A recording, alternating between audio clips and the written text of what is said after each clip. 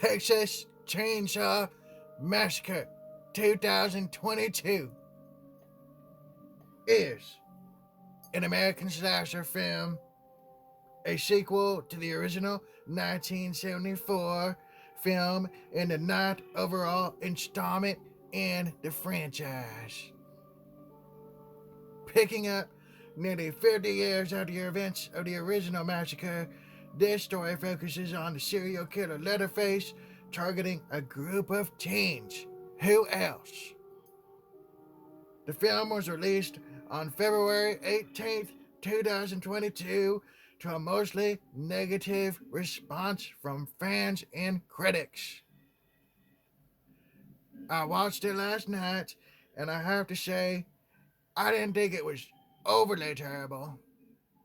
I didn't really like it either, but I was entertained.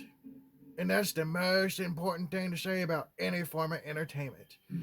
Did it do its job? And yes, this one entertained. However, is it something I would bother to watch again? Probably not. I didn't find any of the main characters too annoying. They were all pretty basic, but some of them were outright dumb. One of the biggest problems with slasher movies for me is that the main characters use up being completely stupid, and I'm always ready to see them killed off. But I didn't overly hate these characters. I liked the Texas setting, even though it was filmed in Bulgaria. One thing I did have a problem with, though, is that once the teenagers get to the abandoned town of Harlow, you can totally tell that it's a movie set. And it just feels low budget, it feels fake, and it just takes you right out of the film. The teenagers find an orphanage, and inside, they find that it is still occupied by an elderly lady. In what seems, in just like a few minutes, the lady dies. And this is the first big problem I had with this movie. I felt like they could have kept her alive for a little longer and went more into her backstory. Just give a little bit more insight into the children she fostered and whatnot, and how she was able to keep that building going for so long. Maybe highlighted that she specialized in fostering kids with behavioral issues, and then build out the story of her most troubled kid. Well, man, as he had to be at least 20 by the time she took him in. They should have maybe had some flashbacks and also showed that this person can become extremely dangerous when he is agitated. That's kind of why I feel like this movie could have worked better as a series instead of a movie. They could have made like a 4-part series and really delved more into the history of the orphanage and really showed the reasoning Leatherface kept his cool for this old lady for so long, and also would have made it more believable for the audience whenever Leatherface flips his wig when she dies. Coming in at just an hour and 21 minutes, this movie really does feel like it's missing some meat, pun intended. It needed another 15-20 minutes of scenes just to flesh it out some more, pun intended again. Or as I was saying, they could have turned it into a 4-part miniseries, and then they just could have called it the Texas Chainsaw Massacre, the series, instead of just Texas Chainsaw Massacre. Because that's really stupid that they just called it Texas Chainsaw Massacre when there's already Texas Chainsaw Massacre. It came out in 1974. I hate when sequels come out, they have the same name as the original. It's especially confusing when you are in a store and you see a copy and you have to look at the back of it to see in little tiny letters what year it came out. And even then, sometimes they don't even list the year on the back of the cover. But anyways, that's a whole another rant I will save for another time.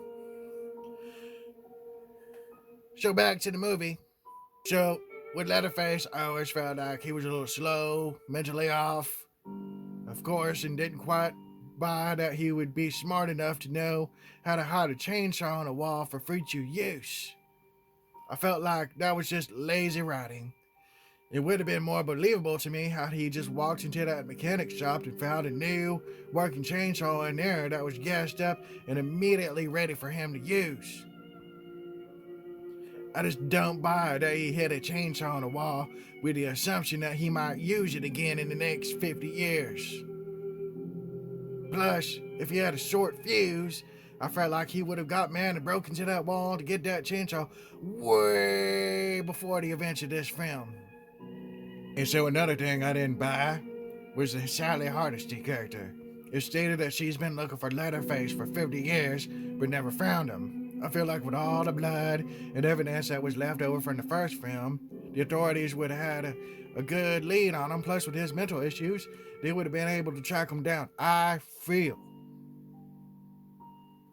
I probably would have wrote it to where he was found and put in a mental institution, but then it would have been too much of a copy of the Halloween series.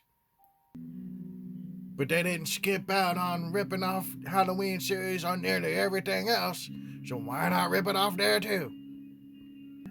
So speaking of ripping off Halloween, Sally Hardesty is a direct copy and paste of Laura Strode from the Halloween series. And when we first see Sally, she is butchering meat, which to me feels out of character.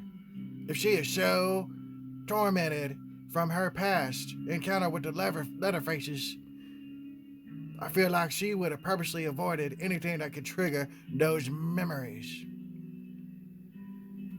So, the Sally character comes and goes, and her death is so stupid too. She gets impaled by a chainsaw and then lifted up into the air by Leatherface. By the way, where does Leatherface get all this superhuman strength from? He's like at least 70 years old, and he's out here jumping around and chasing people like a 20-year-old pro wrestler. Again, I'll chalk that up to lazy writing. Pun intended again. So me personally, I wouldn't have given Leatherface super strength. I would have made him weaker so that he has to rely more on the stupidity of the teenagers who walked themselves into his path of destruction. Not faced with this sort of unpredictable psychopathic behavior before, it would have been more believable that these stupid teenagers would have got killed by him just by their own dumbness and not from his super strength and WWE power moves. So, Sally Hardesty is killed in a scene that shocked nobody because old characters like this in these movies always get killed off. Studios want the fresh faces, not the older actors, which is another issue I'll bring up at another time. But wait, Sally's not dead. She apparently has superpowers too. She can be sawed in half, but still have enough power to shoot her gun one last time and leave off with a one-liner that we are supposed to, I guess, take as a passing the torch moment. So I thought the mechanic guy was kind of interesting, but of course, he is killed off way too quickly. And if he was a resident of that ghost town, I'm pretty sure he would have known about that old lady and Leatherface living in that orphanage instead of acting brand new when he discovers Leatherface's first victim, who, by the way, conveniently makes it outside to die in front of the other characters instead of just staying dead inside the house. Lazy writing. These writers are getting paid big bucks to come up with these stories.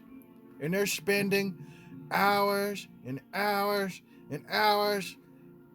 And this is the best they can do.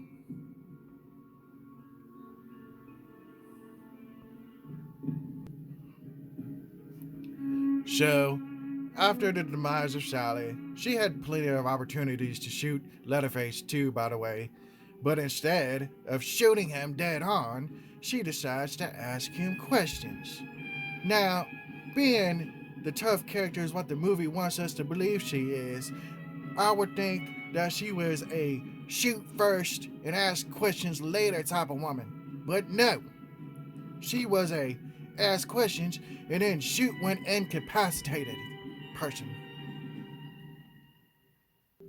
So this movie ends in the most obvious way, of course, setting up for the next installment.